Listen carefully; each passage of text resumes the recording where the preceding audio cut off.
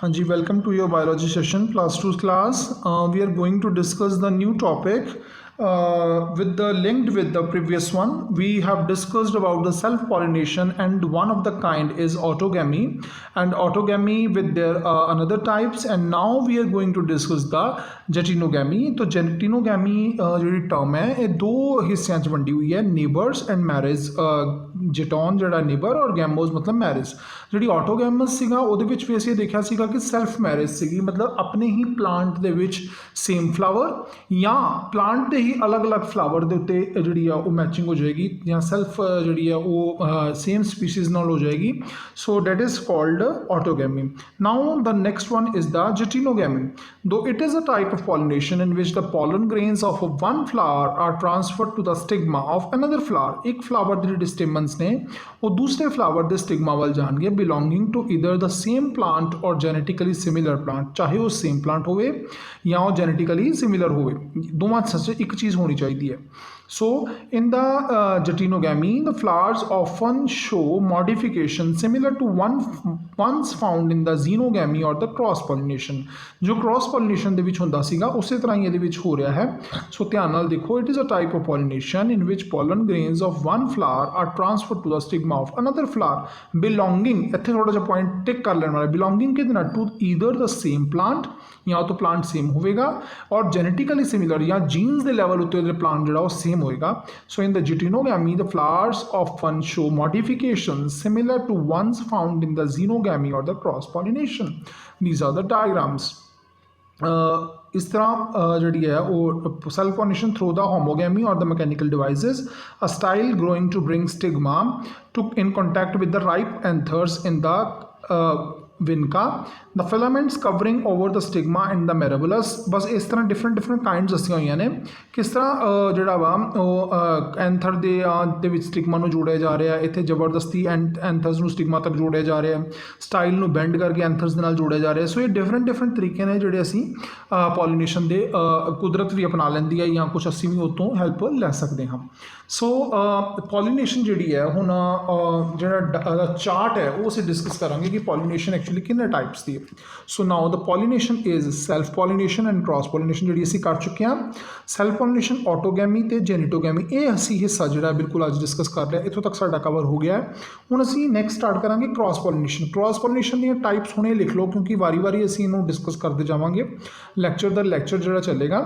So cross pollination of the xenogamy abiotic agencies ਨਾਲ ਹੁੰਦੀ ਹੈ ਔਰ ਬਾਇਓਟਿਕ ਏਜੰਸੀਜ਼ ਦੇ ਨਾਲ ਹੁੰਦੀ ਹੈ। ਬਾਇਓਟਿਕ ਦੇ ਵਿੱਚ ਅਨੀਮੋਫਿਲੀ, ਹਾਈਡਰੋਫਿਲੀ ਔਰ ਬਾਇਓਟਿਕ ਦੇ ਵਿੱਚ ਐਂਟੋਮੋਫਿਲੀ ਔਰ ਦਾ ਕ੍ਰਿਪਟੋਫਿਲੀ ਔਰ ਦਾ ਮੈਲਕੋਫਿਲੀ ਔਰ ਦਾ ਔਰਿੰਥੋਫਿਲੀ। So now as we have finished the topic self pollination, now we are going to discuss the advantages of self pollination. That is mandatory. So it maintains the parental characters or the purity of the race indefinitely. Now this is the major point in the favor of the self pollination. So कि parental character ਜਿਹੜੇ ਆ ਉਹਦੀ purity ਰਹਿੰਦੀ ਹੈ ਕਿਉਂਕਿ jeans ਦੇ level ਤੇ ਕੋਈ ਚੇਂਜਸ ਨਹੀਂ ਆਉਣੇ। ਸੋ ਅਗਰ ਜੀਨਸ ਚੇਂਜ ਨਹੀਂ ਹੋ ਰਹੀਆਂ, ਸੇਮ ਜਿਹੜਾ ਬਰੀਡ ਚੱਲ ਰਹੀ ਹੈ, ਸੋ ਚੇਂਜਸ ਆਉਣੇ ਸੰਭਾਵਨਾ ਬਿਲਕੁਲ ਜ਼ੀਰੋ ਦੇ ਬਰਾਬਰ ਹੋ ਜਾਂਦੀ ਹੈ। ਸੋ ਰੇਸ ਜਿਹੜੀ ਹੈ, ਜਿਹੜੀ ਜਾਤ ਜਿਹੜੀ ਹੈ, ਜਿਹੜੀ ਸਪੀਸੀਜ਼ ਜਿਹੜੀ ਹੈ ਉਹ ਐਜ਼ ਸੱਚ ਹੀ ਚੱਲਦੀ ਰਹੇਗੀ।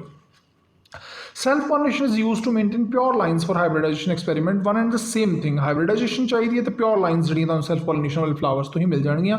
ਅਦਰਵਾਈਜ਼ ਅਗਰ ਦੂਸਰੇ flowers ਦੂਸਰੇ ਤਰੀਕੇ ਨਾਲ pollination ਕਰਦੇ ਨੇ, cross pollination ਕਰਦੇ ਨੇ ਜਾਂ ਕਿਸੇ ਹੋਰ ਤਰੀਕੇ ਨਾਲ, pure lines ਜਿਹੜੀਆਂ ਨੇ, pure lines ਹੁੰਦੀਆਂ ਨੇ ਬੜੀਆਂ ਸ਼ੁੱਧ ਜਾਤੀਆਂ ਜਿਹੜੀਆਂ ਨੇ ਪਲਾਂਟਸ ਦੀਆਂ ਉਹ ਤੁਹਾਨੂੰ ਮਿਲ ਜਾਣਗੀਆਂ ਜਿਹਦੇ ਵਿੱਚ ਕਿਸੇ ਤਰ੍ਹਾਂ ਦਾ ਕੋਈ ਚੇਂਜ ਜਾਂ ਬਦਲਾਵ ਨਹੀਂ ਆਇਆ।